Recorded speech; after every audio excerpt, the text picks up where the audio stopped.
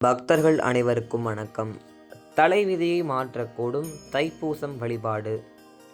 இந்த வீடியோவில் 2026ஆம் ஆண்டு தைப்பூசம் விரதம் இருக்கும் முறைகள், நாம் பெறப்போகும் பலன்கள் அனைத்தையும் பார்க்கலாம் வாங்க. முதன்முறையாக நம்ம ஸ்ரீ நாகமாரி ஃபேமிலி சேனலை பார்க்குறீங்க அப்படின்னா இப்பொழுதே சப்ஸ்கிரைப் பண்ணுங்கள். அப்போ தான் இது போன்ற ஆன்மீக வீடியோக்கள் உங்களுக்கு தொடர்ந்து வரும். எளிமையாக எப்படி தைப்பூசம் விரதம் மேற்கொள்வது என்று பார்க்கலாம் வாங்க. இந்த வருடம் தைப்பூசம் பிப்ரவரி 1ஆம் தேதி ஞாயிற்றுக்கிழமை அன்று தைப்பூச விரதம் வருகிறது. தைப்பூசம் என்பது முருகப்பெருமானின் முக்கியமான திருவிழாவாகும். இது தை மாதத்தில் வரும் பௌர்ணமியுடன் கூடிய பூசம் நட்சத்திரத்தில் கொண்டாடப்படுகிறது. தைப்பூசத்தோட விரத முறைகளை பார்க்கலாம் வாங்க. தைப்பூச விரத முறைகள். முருகனுக்கு விரதம் இருக்கும் அன்பர்கள் கவனிக்க வேண்டியவை: அதிகாலையில் எழுந்து நீராடி திருநீர் இட்டு மஞ்சள் நீர் கொண்டு வாசல் தெளித்து மாக்கோலமிட்டு முருகன் படத்திற்கு சந்தனம் குங்குமம் வைத்து பூக்கள் வைத்து அலங்காரம் செய்ய வேண்டும். முருகன் விக்கிரகமாக வைத்திருப்பவர்கள் பால், தயிர், பன்னீர் போன்ற 3 அபிஷேகங்கள் செய்யலாம் அல்லது உங்களால் முடிந்த அபிஷேகங்களை செய்யலாம். அபிஷேகம் முடிந்தவுடன் முருகப்பெருமானுக்கு உங்களுக்கு தெரிந்த அலங்காரம் செய்து முருகனுக்கு உகந்த அரளிப்பூ அல்லது வாசனை மலர்களை சாற்றி மண் விளக்கு அல்லது வீட்டில் உள்ள பித்தளை விளக்கில் சுத்தமான பசும் நெய் இட்டு தீபம் ஏற்றுங்க.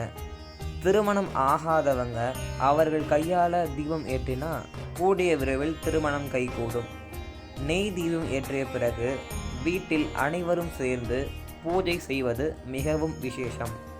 முருகப்பெருமானுக்கு மிகவும் பிடித்த நைவேத்தியமான தேனும் தினைமாவும் வைப்பது மிகவும் விசேஷம். இல்லையென்றால் உங்களால் முடிந்த நைவேத்தியம் செய்து முருகனுக்கு படைக்கலாம். நைவேத்தியம் எதுவும் செய்ய முடியாதவர்கள் வெற்றிலை பாக்கு, வாழைப்பழம் வைத்தாலே போதும், முருகன் அன்புடன் ஏற்றுக்கொள்வார். நைவேத்தியம் செய்த பிறகு முருகப்பெருமானுக்கு மலர்களை கொண்டு அர்ச்சனை செய்யுங்கள். அர்ச்சனை செய்ய முடியாதவர்கள் மனதார முருகப்பெருமானை பிரார்த்தனை செய்து கொள்ளுங்கள். எனக்கு மந்திரம் எதுவும் தெரியாது, நாங்கள் எப்படி அர்ச்சனை செய்யறது, அதெல்லாம் வருத்தமே படாதீங்க. தமிழ் கடவுள் முருகனுக்கு தமிழில் மந்திரம் சொல்லுங்க. டிஸ்கிரிப்ஷனில் மந்திரம் ஆட் பண்ணி வைக்கிறேன். ஓம் சரவணபவ என்ற மந்திரத்தை 108 முறை சொல்லி அர்ச்சனை செய்தாலே மிகவும் சிறப்புதான். கந்த சஷ்டி கவசம், சண்முக கவசம், திருப்புகழ், வேல்மாறல் போன்ற பாடல்களை பாராயணம் செய்து முருகப்பெருமானுடைய அருளை பெறுங்கள். சொல்ல முடியாதவர்கள் வீட்டில் ஒலிக்கச் செய்யுங்கள், அதுவும் மிகவும் சிறப்புதான்.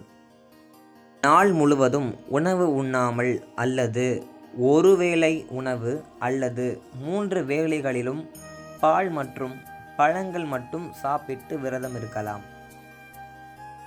மாலையில் உங்கள் வீட்டின் அருகிலுள்ள முருகன் கோவிலுக்கு சென்று முருகப்பெருமானை வழிபட்டு உங்களுடைய விரதத்தை முடிக்கலாம்.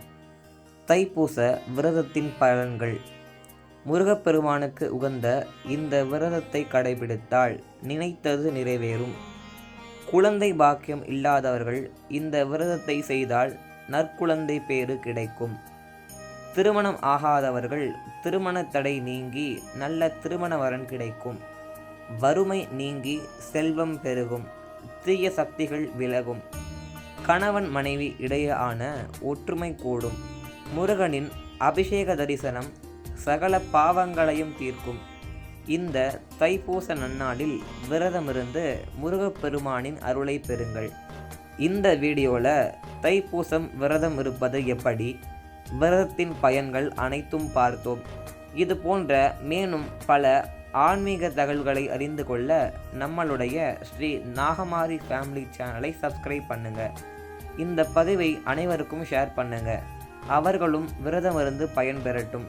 மேலும் ஒரு நல்ல பதிவுடன் உங்களை சந்திக்கிறேன். நன்றி, வணக்கம். வெற்றிவேல் முருகனுக்கு அரோகரா.